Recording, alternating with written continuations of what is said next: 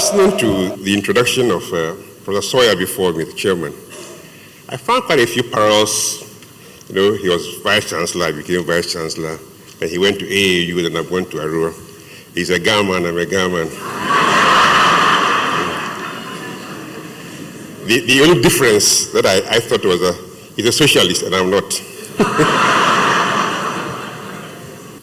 Just in case there's some confusion about what I want to achieve this evening, I just want to put out a main message. There's a new dualism emerging in education that in my view could threaten. Of course, you'll be asking, what does he mean by dualism? I'm referring to a system that is producing in a parallel arrangement two sets of outcomes. It's a term that we use very commonly in development economics, likely to refer to the informal sector and then the formal sector. So you have an economy that has two parts, the informal part and then the formal part.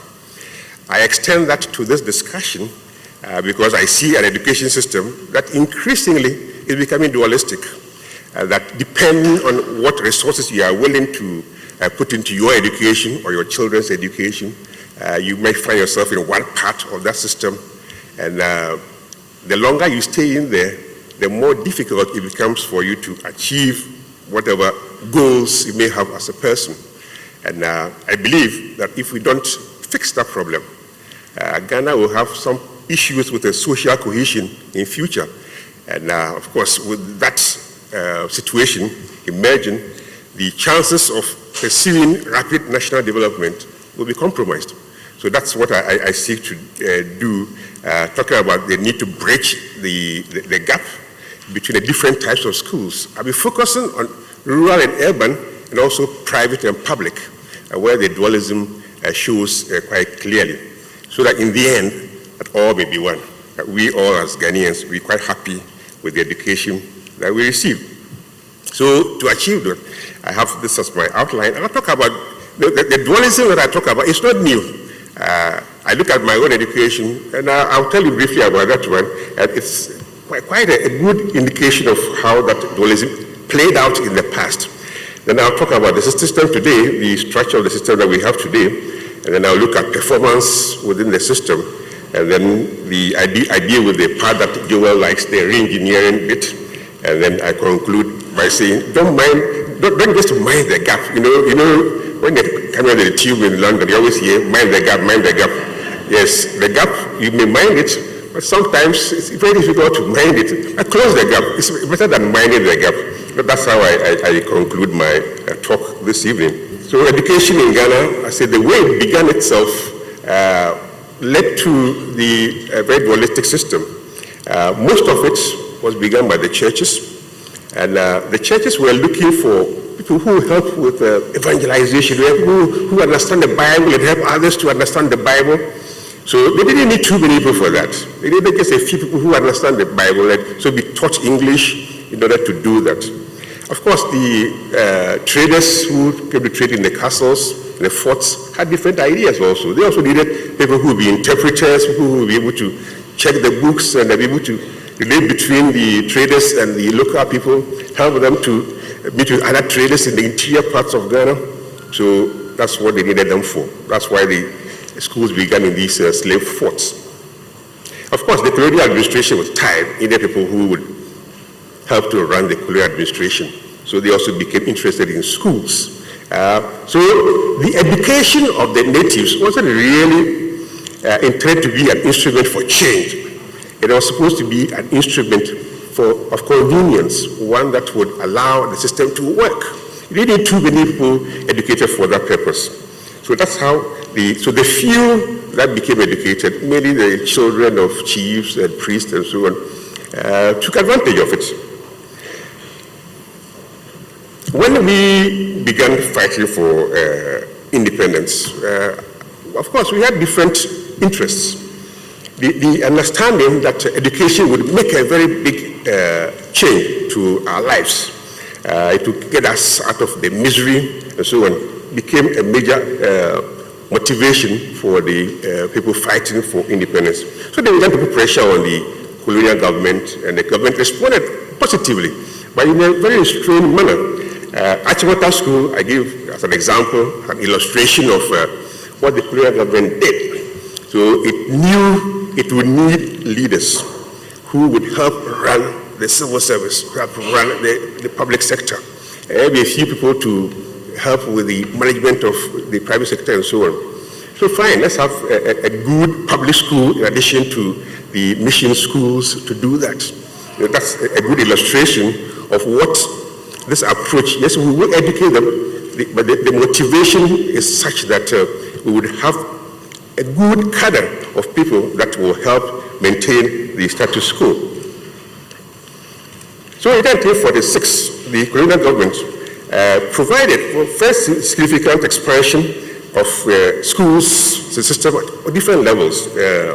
So this table basically shows the rapid growth between 51 and 66.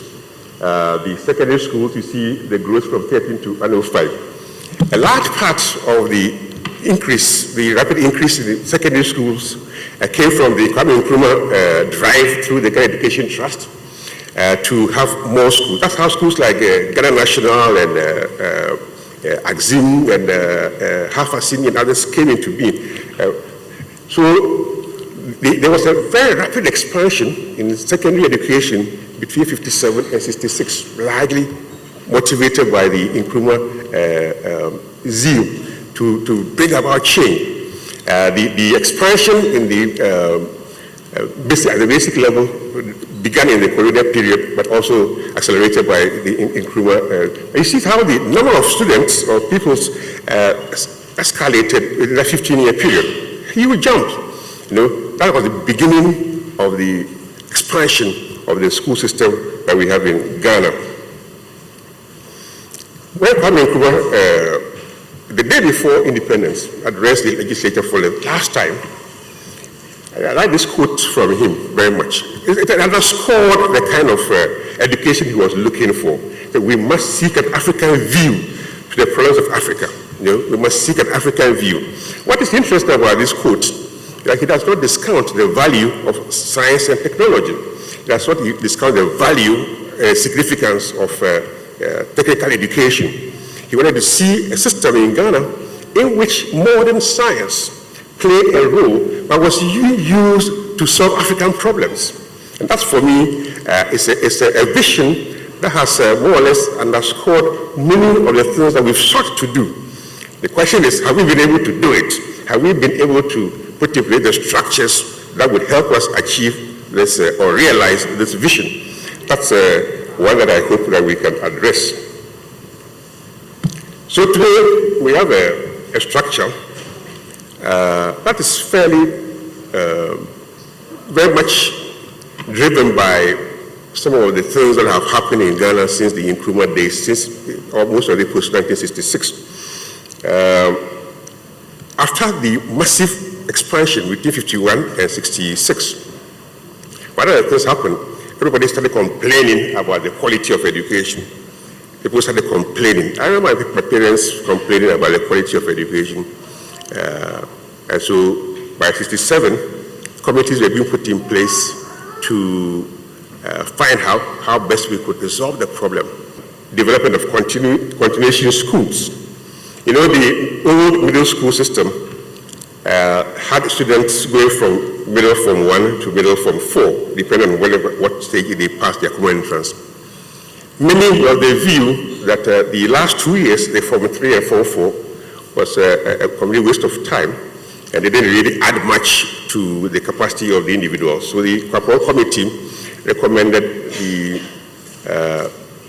transformation of this into continuation schools. Coming in 1973, another professor, Debo, believed there wasn't much merit in it because it was going to lead to a system in which the poor who were able to go to secondary schools would be forced to go to these continuation schools and have their lives more or less suspended as a result of the type of school that they went. So the idea of the continuation schools was discarded. But the global recommendation for a senior secondary school system, or a Nigerian secondary school system, itself was not implemented at the time. There were pilot schools that were put in place. Their recommendation was for a 3-year junior secondary school period, and then another 2 years of senior secondary school lower, and another 2 years of senior secondary school upper. Effectively 4 years of senior secondary education. That didn't really happen. And then come the PNDC reforms of the mid-80s, which introduced for the first time the very large expanse of secondary schools, the junior secondary school, and then it's just 3 years. And then, of course, there have been other reforms. We saw the Anamamesa report come out and influence the changes that were put in place by the Kufu administration. A major part of it, apart from the 4-year change, a major part of it was the introduction of the 2-year preschool as a part of the business school system. So these are the things that we've seen over the years happen. As a result, this is what we have as a structure. So we have the kindergarten, which is basically 2 years, and then another 6 years of primary, and then 3 years of junior high, and then 3 years of senior high, and then tertiary. So that's the kind of structure that we have. How do you change the structure? How do you change the structure? I'm not an educationist. As you were told, I'm a simple economist. I don't know much about education. So I can't tell you how to restructure this, but I can tell you how to make it more cost effective. That's what I'm really doing. So 96.5% of kids of all kids of school-going age were in school. That's one of the highest in the region. And then for the junior high school, 85.4%. So access has improved significantly. Nobody can dispute that. We've seen significant improvements in access to education. The problem for us is that the increased access has not been matched with corresponding resources. Hence, the quality challenges that everybody talks about. Everybody talks about quality challenges. No matter what kind of national tests have been put in place, you find that students perform quite badly. They perform quite badly, and I'll be giving you illustrations of that in a minute. Teacher supply and teacher motivation are a problem. Everybody talks about the problem. There's a problem, and so parents talk about it, employers talk about it, universities complain.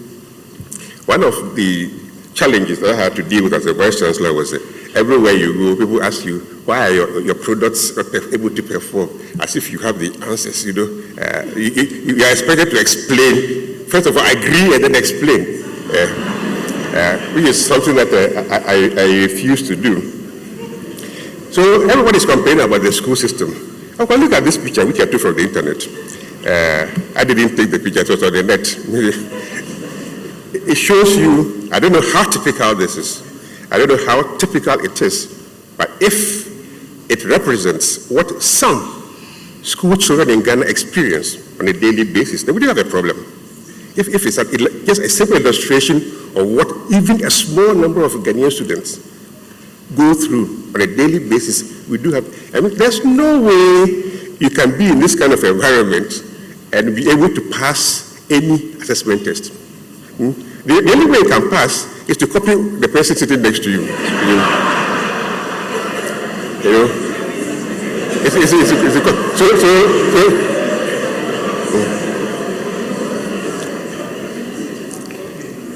This, I don't know if it's visible enough. This table here shows you the minimum competency of proficiency in English and math at primary 6. This was done in 2013. And what is important is this column here. In the column, you see quite clearly that proficiency. So these are the number of people in the class who were able to score 55% in the test. If you're able to score 55%, then you're considered to be proficient. If and all those who scored look at 35%, that the minimum were classified as being what do you call it? Not competent, not lacking in proficiency. People in class 6, primary 6, are not able to do what is expected of people at that level. And you find it in all the other. So this is end grade reading assessments. The Ghana Education Service has partnered with the USAID and they've got a number of various tests on people. Basically, looking at what this shows you, the number of people who score zero in various parts of Ghana for all these different tests.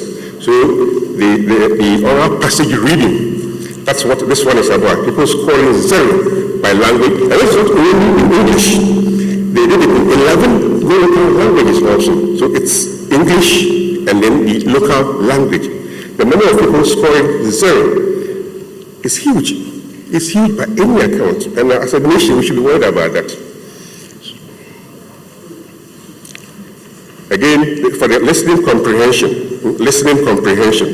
So you go past reading to listening comprehension. Those who scored zero, the red shows you who scored zero in the Ghanaian language, and then blue is scoring zero in English. Again, so it's not, we should be worried. As Ghanaians, we should be worried. Then you go to the maths, the early grade mathematics assessment. This is all P2. Here you see the single digits to single digits. So the first column is 1 plus 3. That's what they're able to do. They go to 3 plus 2. As soon as you move 4 plus 3 to 3 plus 2, then they begin to drop. So the more complex it becomes, the more difficult it becomes for them. But these are things that all kids in P2 are expected to know. Again, here, you remember when you were in school, you are doing this fill the blank. 5, 6, 7, 8. That's what everybody knows it. So 90%. As soon as you go 40, 15, then you jump 6, 17, the number drops. So clearly, what this tells me is that our kids are being taught how to memorize things. So they can memorize 1, 2, 3, 4. 4 always follows 3. Also, as soon as you change the thing a little bit, where they get into trouble. So we've got to do something about how we teach arithmetic at the schools. Here, this is the TIMS, the trends in mathematics and science. This is that we've been doing.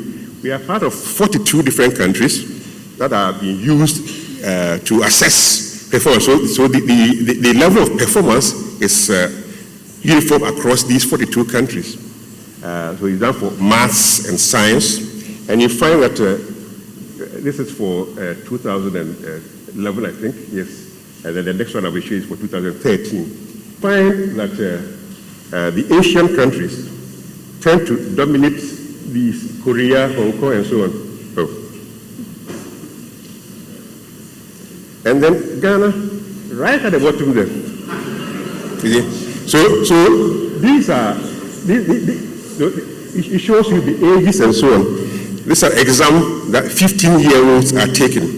So 15-year-olds from Ghana are competing with the other 15-year-olds or 14-year-olds from other countries. And they are at the bottom. They basically can't do what 15-year-olds in the world should be doing. So this is maths. This one is what science. Again, we are right at the bottom. The only consolation is when you see Ghana, see South Africa.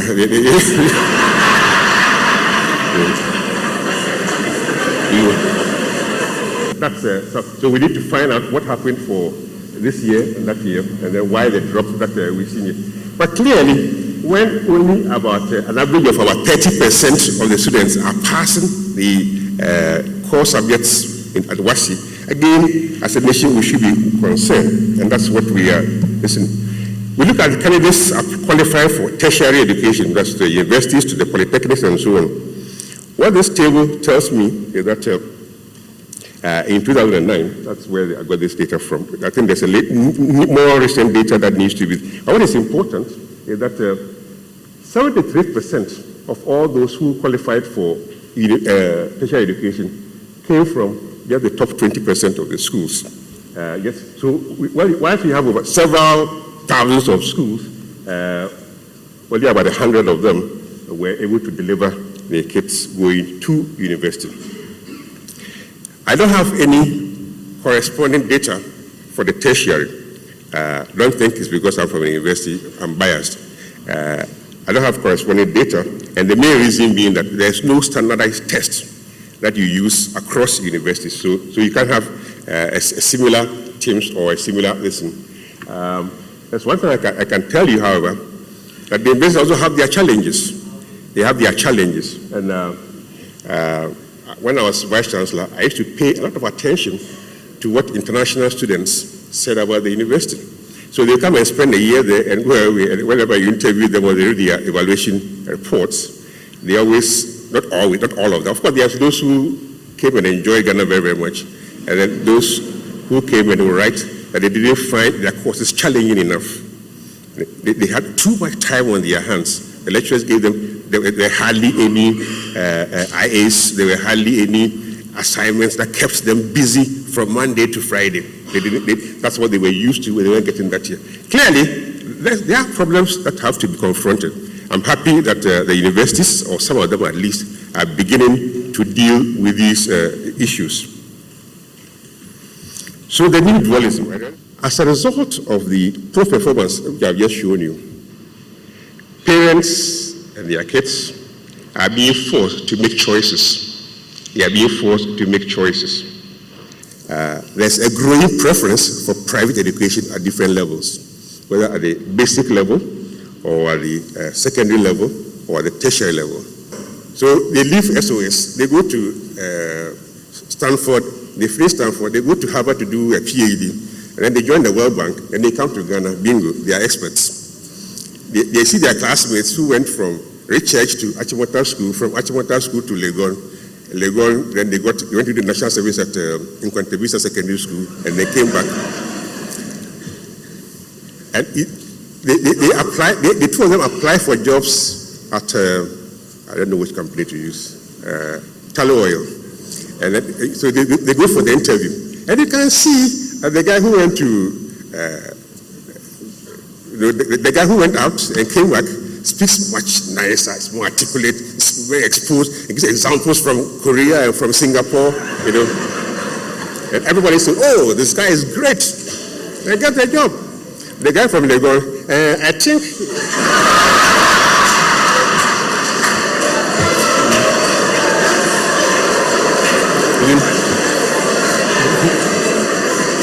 so,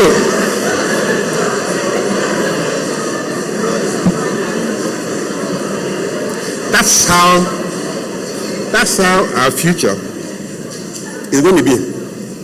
If you're not careful, I'm saying, I'm not saying for you to laugh. I want you to be annoyed enough to do something about it. Everybody wants to invest in a good system. Everybody wants their kids to, and I don't blame the parents. And I'm not saying let's do something about SOS and so, no. What I want us to do is to bridge the gap between SOS and Kofodia SecTech. I want us to bridge the gap. I mean, it's possible. This graph here is taken from, is based on data from the Ghana Living Standards Survey. And it shows you the share of private basic schools in the total numbers of school-going children. You can see from 92 to 2013, the very rapid increase. So it's not just me seeing a few people going to SOS or TIS or GIS. There are other private schools, not in the same league as these. You go to Teshin, you find them. You go to Nungwa, you find them. You go to Kolegoni, they are all over the place. They are owned by retired teachers or some local traders who have decided that the school system in their area is not functioning well enough, and so many of the teachers there really have problems. But the number of kids, so 30% of all the children in the basic school are in the private sector. What is interesting is that in 1992, during all the literacy tests that were available, Clearly, from the same GLSA data, there were more kids leaving the basic school literate from the public sector than from the private. But in 2006, we saw the reversal of that position. Even though the literacy rates have improved for all of them, for both of them, the public and the private, it has improved much faster for the private. And that's what this table and then the chart there show. Again, that was for literacy. And then when it comes to the numeracy, you find the same thing. In 1992, the public performed a little better than the private, but today the private is performing better than the public.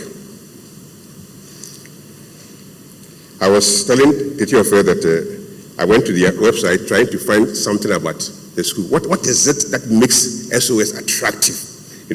And I found this. SOS Minor International College was founded by the charitable non-profit SOS Kinderdorf International Organization in 1990 to prepare gifted SOS children from English-speaking Africa for advanced academic education in the universities of Africa and elsewhere. The academic and extracurricular programs are designed to develop a sense of social responsibility and a commitment to Africa's education. So Africa's development is, when I read it, it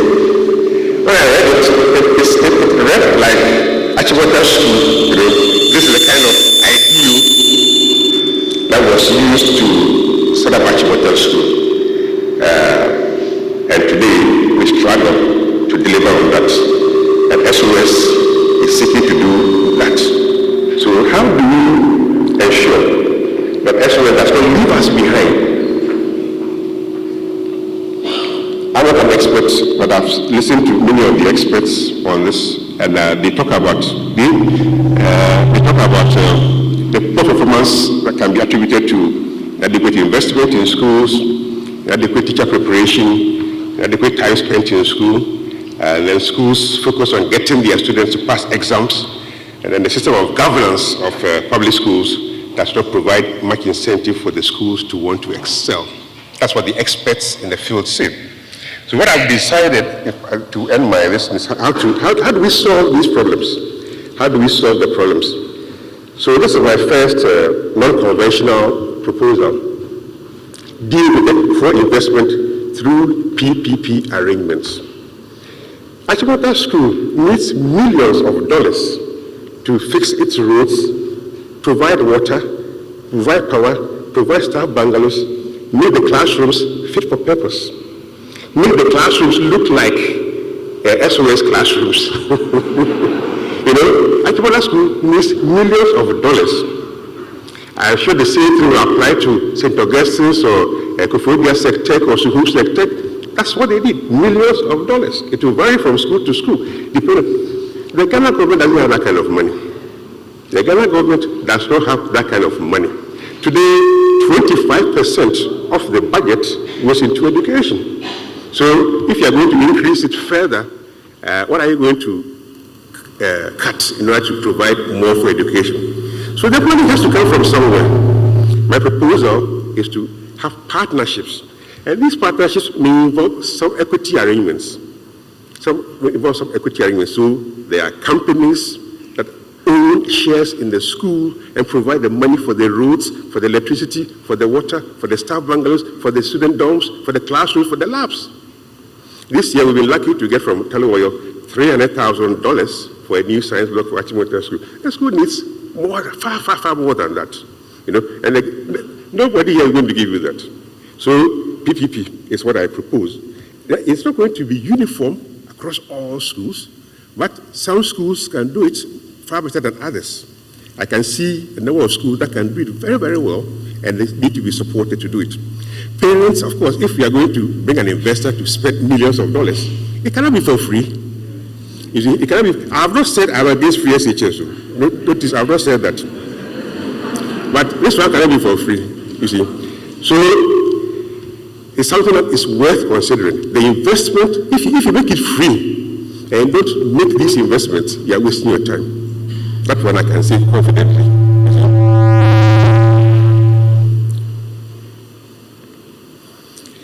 Deal with it for teacher preparation by developing a reward system tied to student performance.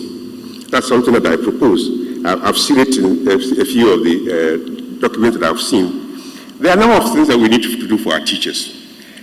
Typically, teachers will say, well, we are not paid well. There might be some truth in that. We are not paid well. But beyond the pay, there are other things that need to be done. Proper upgrading, proper retooling is essential. Performance contracts need to be considered. We pay you a bonus depending on how your students perform. Not just passing the WASI, but being able to compete with the Singaporeans and the Koreans, being able to compete with them. So we can develop some standardized tests. Let every school bring its top 50 students to come. So the number of students that hit a certain mark is used to incentivize the teachers. It can be done. I'm sure the educationists can structure it so that. So of course, in Ghana, as soon as you're going to pay bonus, then the headmaster or headmistress will begin to think about their favorites. You must have these payments done in a very transparent way where it is not made corrupt. That's something that we need to consider. Rural areas need to have some. What can we do to entice teachers to go to rural areas without any fear? People talk about housing. That can be done. If you have a private investor that can buy into rural housing, that can be considered. But beyond that, there are various incentives that can provide in terms of taxes and so many other fiscal benefits that you can give to teachers for them to want to be in rural areas. That needs to be considered. Deal with inadequate time spent in SHS. My worry has always been that discussion has always been done in a very political environment. The discussion of whether it's 2.5 years, 3 years, 4 years, or beyond has been done in a very political environment. But there are other things that we can do. We can look at international best practices. So we've seen the 15-year-old Singaporeans. How long do they spend in school after primary? We've seen the Koreans, we've seen the Austrians, we've seen the Finns. How long do they spend in school? So what is the norm? And what exams are they taking? The IB, the IGCSE, the A-levels? And what is the content? So how does ours compare with theirs? Once we know what an 18-year-old Ghanaian child should be able to do, then we can look at the curriculum and decide how many years will be required to deliver the curriculum. Put aside the politics, put aside the 3 years, 4 years debate. It's quite useless. The more important thing is what can 18-year-olds do and how many years do they need to deliver that. Once we do it, we'll find whether it's 3 years or 4 years or 5 years or whatever. I think they spend too little time in school. 2.5 years, you go to Achimota school for 2.5 years. There's nothing that the school can put through you apart from helping you to pass the exams. You won't do sports, you won't do art, you won't do music. The only time you come in touch with culture is Founders Day. Even that one, there's not much time to practice for it. So how do we ensure that our schools are able to influence the kind of thing? The curriculum and this presentation should be more engaging and more challenging. So the student goes in there and feels great and can do many different things. How do we make sure these are there? Dealing with the governance issues, I'm almost done. I know I've taken 5 more minutes, I'm almost done.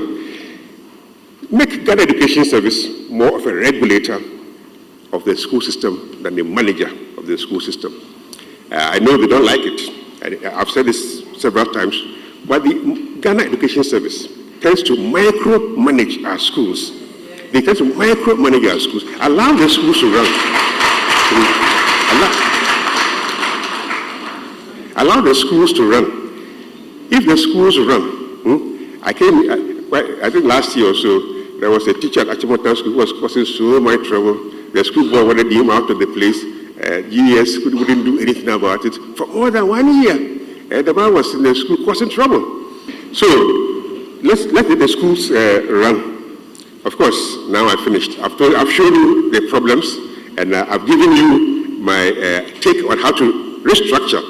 I haven't said do 4 years. I haven't said it. I've said let the system itself decide. Once we do that, and we put enough money, we allow private capital to go into our schools, we will begin to see better quality education. We will begin to see labs in schools that are used to train future scientists. So when they take the TIMSS exams, they will not be found lacking. That's what we need. Once we do that, once we bridge the gap, we find that the gap between Koforidua Sectech and SOS will be much, much more narrow. That the guys can compete, that they can also go to MIT, they can go to Stanford, but they probably choose to come to Legon because it's cheaper. So at least they have a choice. That they have a choice. Thank you very much.